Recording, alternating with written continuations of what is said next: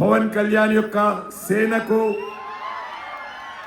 యువ మోర్చా కార్యకర్తలకు, మహిళా మోర్చా కార్యకర్తలకు, పెద్ద ఎత్తున వచ్చినటువంటి నా పొదుపు సంఘాల అక్కల చెల్లెళ్లకు అందరు కూడా పేరు పేరున ధన్యవాదాలు తెలియజేస్తా ఉన్నాను.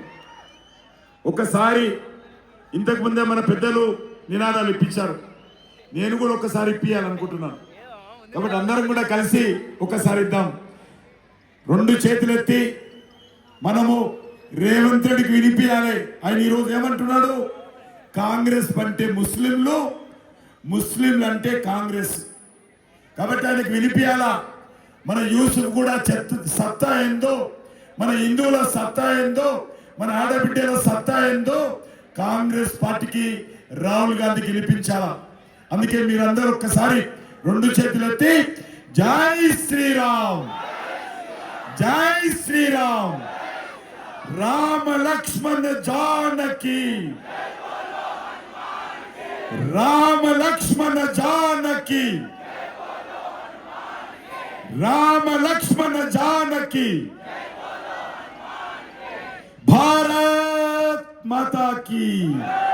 నరేంద్ర మోడీ గారి నాయకత్వం, నరేంద్ర మోడీ గారి నాయకత్వం, కమలం పువ్వు గుర్తుకే, కమలం పువ్వు గుర్తుకే। అందరికీ నమస్కారం. చాలా మంది చాలా విషయాలు మన పెద్దలు మనకు వినిపించారు. ఎన్నికల్లో 3 పార్టీలు పోటీ చేస్తా ఉన్నాయి. కాంగ్రెస్ పార్టీ అది పూర్తిగా మరి ఎంఐఎం పార్టీ చేతిలో కీలు బొమ్మగా మారిపోయింది. ఎంఐ ఎమ్మెల్యేలు వచ్చి కాంగ్రెస్ పార్టీకి ప్రచారం చేస్తున్నారు. రేవంత్ రెడ్డి కూడా సిగ్గుండాలే, ఎన్నికల్లో టోపీ పెట్టుకొని ప్రచారం చేస్తున్నాడు. టోపీ పెట్టుకొని ఈరోజు ఆయన చెప్తున్నాడు చాలా ఓపెన్ గా, కాంగ్రెస్ పార్టీ అంటే ముస్లింలు, ముస్లింలు అంటే కాంగ్రెస్ పార్టీ. కాంగ్రెస్ పార్టీ వ్యవహారం కూడా ఆ రకంగానే ఉంది. ఈరోజు అసదుద్దీన్ ఓవైసీ ఆశీర్వాదాలతో, అసదుద్దీన్ ఓవైసీ ఆదేశాలతో ఇక్కడ కాంగ్రెస్ పార్టీ అభ్యర్థి పోటీ చేస్తున్నాడు. ఎవరైనా గతంలో ఎంఐఎం పార్టీ తరఫున పతంగు గుర్తు పెట్టుకొని పోటీ చేశాడు కాంగ్రెస్ పార్టీ. ఆయన ఈరోజు ఆయన ఎంఐఎం పార్టీ నుంచి అరుగు తెచ్చుకొని పతంగు గుర్తు స్థానంలో చేయి గుర్తు పెట్టుకొని పోటీ చేస్తున్నాడు. ఈరోజు కాంగ్రెస్ పార్టీకి ఎంఐఎం పార్టీ నుంచి అరువు తెచ్చుకొని అద్దెకు తెచ్చుకొని అభ్యర్థిని నిలబెట్టాల్సినటువంటి దుర్భరమైనటువంటి పరిస్థితి ముఖ్యమంత్రికి వచ్చింది, కాంగ్రెస్ పెట్టుకొచ్చింది. ఇంతకుముందు రఘునందన్ గారు చెప్పారు, ఈరోజు ఎన్నికల కోసము కాంగ్రెస్ పార్టీ ఎంఐఎం పార్టీ ముందు పూర్తిగా మోకరిల్లిందని సందర్భంగా మనయేస్తున్నాను. ఒక ముఖ్యమంత్రి స్థాయి వ్యక్తి ఈరోజు ఓట్ల కోసం గత నెల రోజులుగా ముఖ్యమంత్రిగా పనిచేయడం లేదు. పూర్తిగా జూబ్లీ హిల్స్ లో ఏ రకంగా గెలవాలి, జూబ్లీ హిల్స్ లో ఏ రకంగా ముస్లింల ఓట్లు వేయించుకొని మరి ఇక్కడ ఎమ్మెల్యేగా గెలిపించుకోవాలనే ఆలోచన తప్ప రేవంత్ రెడ్డికి, కాంగ్రెస్ పార్టీకి మంత్రులు వేరే పని చేయడం లేదు. ఈరోజు మనం అందరం ఆలోచన చేయాల్సిన అవసరం ఉంది. ఈరోజు మజ్లిస్ పార్టీ ఎమ్మెల్యేలందరూ కూడా జూబ్లీ హిల్స్ లో ప్రచారం చేస్తున్నారు. ఎక్కడ చేస్తున్నారు? వాళ్ళు ముస్లింల బస్తీలు పోతున్నారు. కాంగ్రెస్ మంత్రులు ఎక్కడ పోతా ఉన్నారు? ముస్లింల బంధు పోతున్నారు. నేను ఒక్కటే అడుగుతా ఉన్నాను, ఇక్కడ ఓట్లు ఎన్ని ఉన్నాయి? ఇంతకుముందు రఘునందన్ గారు చెప్పినట్టు 1,00,000 ఓట్లు ఉన్నాయి. కానీ మజ్లిస్ పార్టీ కానిటువంటి 3 లక్షల ఓట్లు ఉన్నాయి కదా. మరి ఒక రాజకీయ పార్టీగా అందరిని అడగాల్సిన అవసరం ఉంది. కానీ హిందువులంటే లెక్క లేదు, హిందువులంటే గౌరవం లేదు, హిందువులంటే భయం లేదు, హిందూ దేవాలయాలంటే భక్తి లేదు. ఈరోజు బంజారాహిల్స్లో పెద్దమ్మ తల్లి గుడి, అనేక సంవత్సరాలు ఉన్నటువంటి గుడిని గత నెల రోజుల క్రితము ఇదే రేవంత్ రెడ్డి కాంగ్రెస్ పార్టీ 50 గజాల ఉండే ఆ యొక్క స్థలాన్ని మరి గుడి కూలగొట్టి రేవంత్ రెడ్డి సర్కార్ తీసుకున్నది. ఆ విగ్రహాన్ని మాయం చేశారు. మరి అదే సమయంలో గోల్కొండ మెహందీపట్నం దగ్గర మిలిటరీ భూమిని కబ్రస్థాన్కి ఇస్తారు. అసదుద్దీన్ ఓవైసీ చెప్తే 1000 గజాల భూమి కబ్రస్థాన్కి ఇస్తారు. ఎర్రగడ్డలో ఇదే జూబ్లీహిల్స్ ఎన్నికలకు సంబంధించి మజ్లిస్ పార్టీ డిమాండ్తో అక్కడ కూడా 1000 గజాల భూమి కబ్రస్థాన్కి ఇస్తారు. అయ్యా రేవంత్ రెడ్డి, మరి హిందువులకు ఎందుకు ఇవ్వయా? ఒక ముస్లింలకు ఎందుకు ఇస్తావు? ఒక ముస్లింలకు వస్తే ఓట్లతోటే మీ పార్టీ నడుస్తుందా? కాదు. వాళ్ళు ఎంతసేపు మజ్లిస్ పార్టీ యొక్క ఆదేశాలను శిరసా వహించేటువంటి పార్టీలు. మజ్లిస్ పార్టీ నాయకులు కనిపిస్తే వంగి వంగి సలాంలు కొట్టే party Congress party. Congress party కాదు, బీఆర్ఎస్ పార్టీ కూడా ఏం తక్కువ తినలే. 10 సంవత్సరాలు కేసీఆర్ ముఖ్యమంత్రి ఉంటే మరి ఎంఐఎం పార్టీ ఆడింది ఆటగా, పాడింది పాటగా నడిచింది. ఆయన చెప్పాడు, నేను అసదుద్దీన్ ఓవైసీ ఒక విమానం తీసుకొని దేశమంతా తిరిగి నరేంద్ర మోడీ గారికి వ్యతిరేకంగా ప్రజలను సంఘటితం చేస్తామని. ఆ రకంగా బీఆర్ఎస్ పార్టీ కానీ కాంగ్రెస్ పార్టీ కానీ ఈ 2 పార్టీలు మజ్లిస్ చేతిలో కీలు బొమ్మలు. ఈ 2 పార్టీలు ఎంతసేపు భారతీయ జనతా పార్టీ వ్యతిరేకంగా, నరేంద్ర మోడీ గారికి వ్యతిరేకంగా కుట్రలు చేస్తూ ఉంటారు. అందుకే ఈరోజు ఆలోచన చేయాల్సిన అవసరం ఉంది. ఈ కాంగ్రెస్ పార్టీకి బుద్ధి చెప్పాల్సిన అవసరం ఉంది. నేను ఒకటే అడుగుతా ఉన్నాను, కాంగ్రెస్ పార్టీ మన దగ్గరికి వస్తే మనం అడుగుతామనే భయం ఎందుకు? ఏం చెప్పిండు రేవంత్ రెడ్డి, ఏం చెప్పిండు రాహుల్ గాంధీ? మా పార్టీ అధికారంలోకి వస్తే ఎప్పుడు చెప్పిండు? 2 సంవత్సరాల క్రితం చెప్పిండు. కాంగ్రెస్ పార్టీ అధికారంలోకి వస్తే మహిళలందరికీ నెలకు 2500 రూపాయలు ఇస్తాను. మహిళలందరికీ నెలకు 2500 ఇస్తాను. మీకు వస్తున్నాయమ్మా 2500? ఇంకో మాట చెప్పాడు, పొదుపు సంఘాలకు ఏదైతే బ్యాంకు వడ్డీ తీసుకుంటుందో ఆ వడ్డీ అంతా కూడా కాంగ్రెస్ పార్టీ తెలంగాణ ప్రభుత్వం భరిస్తుంది. మీరు 1 రూపాయి కూడా ఏదైతే బ్యాంకులో రుణాలు తీసుకుంటారో మహిళలు కట్టాల్సిన అవసరం లేదన్నాడు. ఎక్కడ ఇస్తున్నారమ్మా?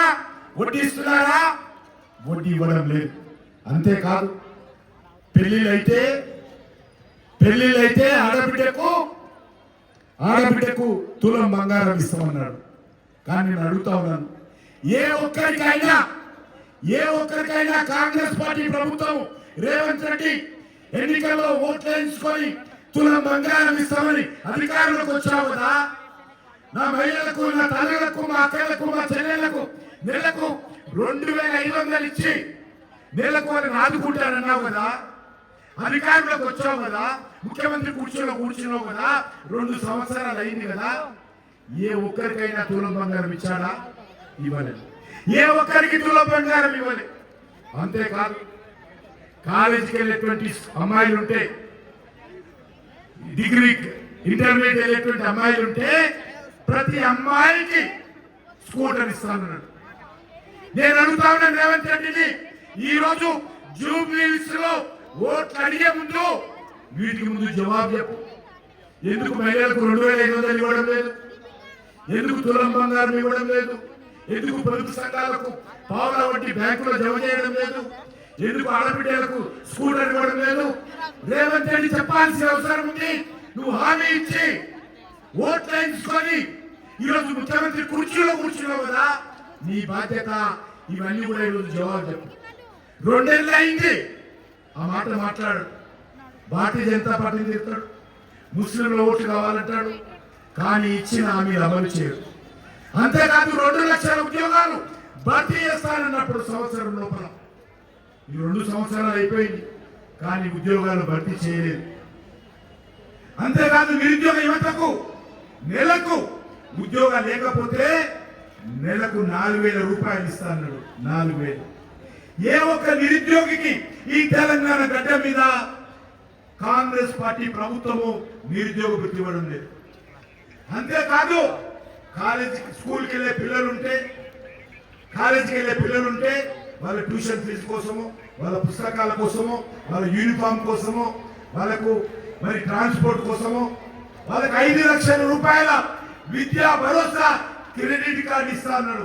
5 లక్షల రూపాయల విద్యా భరోసా కార్డు ఏ ఒక్కరికి కాంగ్రెస్ పార్టీ ప్రభుత్వము విద్యా భరోసా కార్డు ఇవ్వలేదు.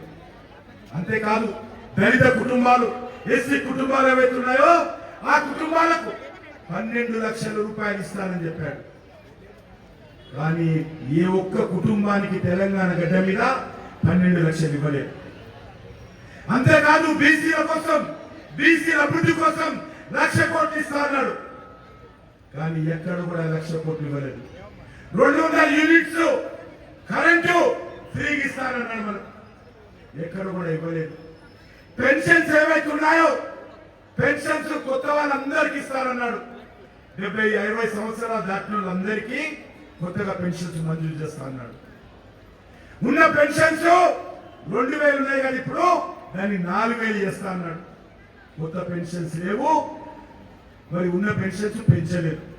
నేను అందుకే ఈరోజు రేవంత్ రెడ్డి అడుగుతా ఉన్నాను, కాంగ్రెస్ పార్టీ అడుగుతా ఉన్నాను, ఈ యొక్క జూబ్లీస్ లో మా అక్కల చెల్లెళ్ళ ఓట్లు, మా యువకుల ఓట్లు, జూబ్లీస్ ప్రజల ఓట్లు అడిగే ముందు దమ్ము ధైర్యం ఉంటే ఈ ఇచ్చినటువంటి హామీలు ఎందుకు అమలు చేయలేదో చెప్పాల్సినటువంటి అవసరం, ఈరోజు ఆలోచన చేయాల్సినటువంటి అవసరం ఉంది. అందుకే భారతీయ జనతా పార్టీ తరఫున నేను జూబ్లీస్ ప్రజలను కోరుతా ఉన్నాను, కాంగ్రెస్ వాడు ఇంటికి వస్తే చేయి గుర్తు కోటేమంటే లాచి చెప్ప మీద కొట్టండి.